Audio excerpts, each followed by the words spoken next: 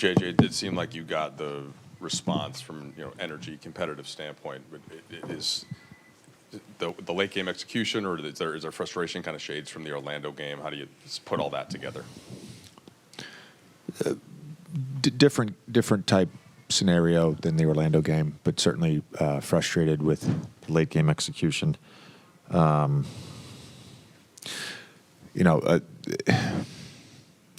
Turnover. Braun makes a great play to get the block.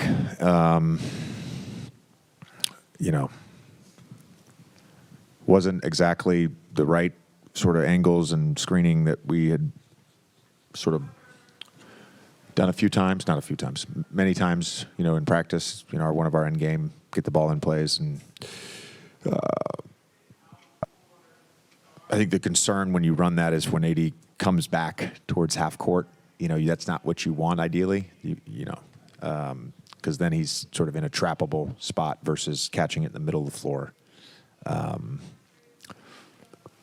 And then, they did a good job just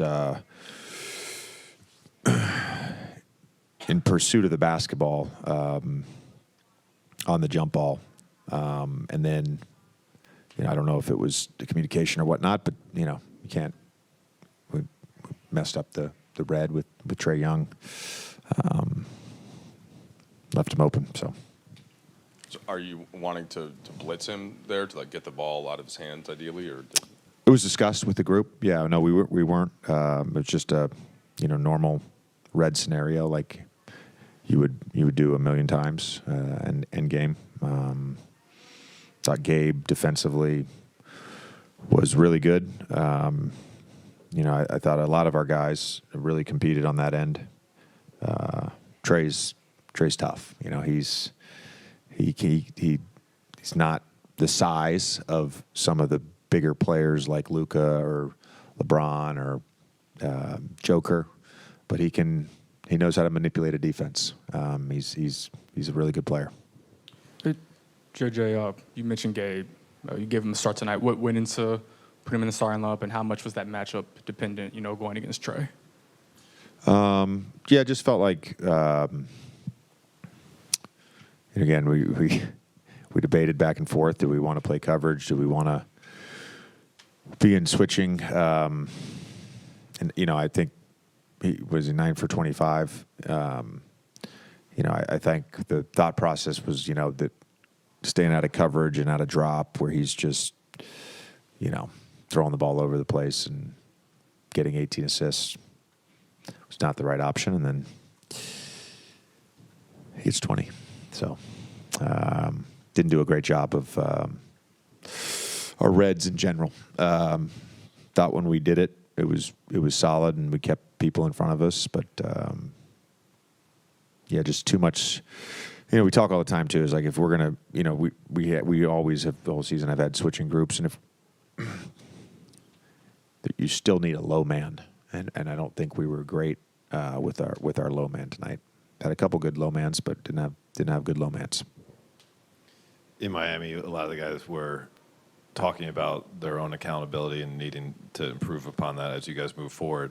When you get a 39-point triple-double from LeBron, but maybe ill-advised 3 in the fourth, and you have nearly the same numbers from AD, but you could probably look at some of those turnovers, or Gabe plays his best game as a Laker, but maybe that defensive possession doesn't go the right way.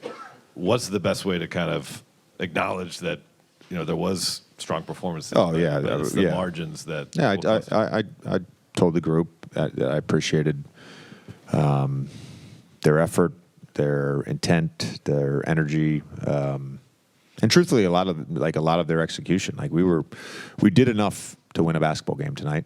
We did enough to win a basketball game, similar to Orlando, similar to Oklahoma City. I thought we did enough to win a basketball game, and I'm very appreciative of that. And you can like build on that. You can, adjust and scheme and maybe tweak some things late game. That stuff you can build on. Kind of along those lines with Gabe, in a heavier volume role, It seemed like not just defensively, but he was able to get in the paint some, create a little bit for people.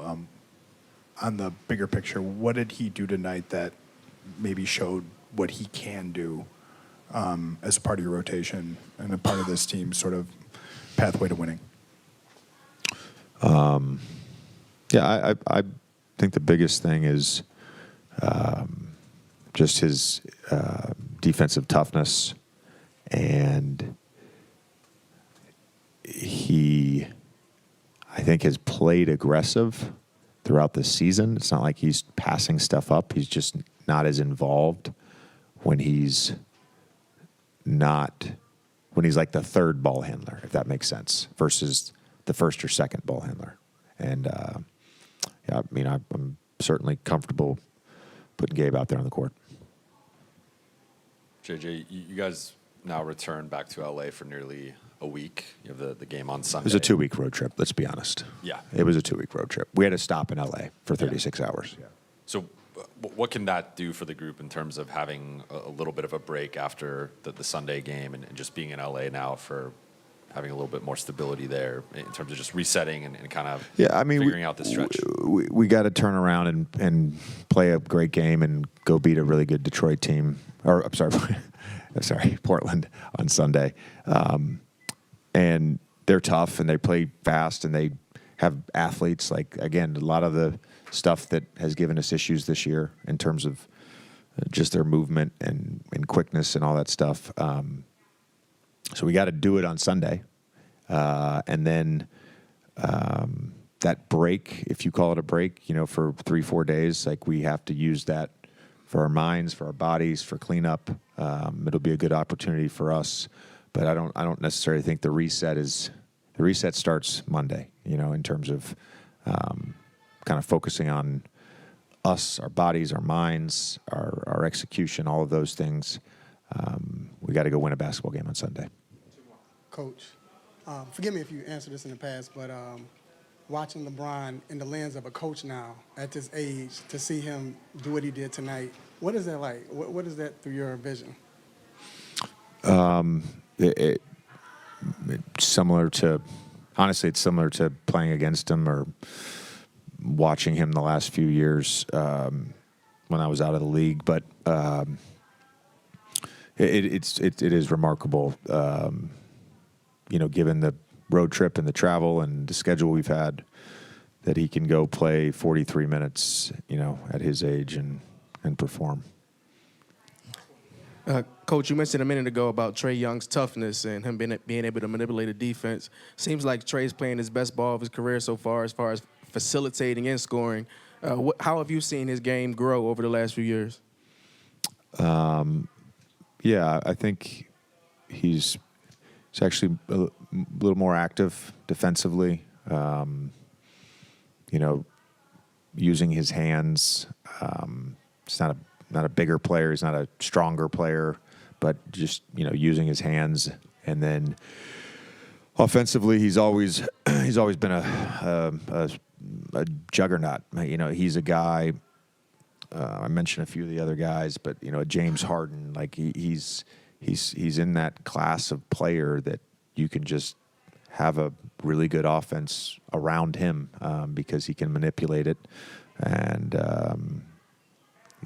he's tough. He's shooting floaters, drives, drawing fouls, obviously creating for others. He's tough. Thanks, Coach. Thank you.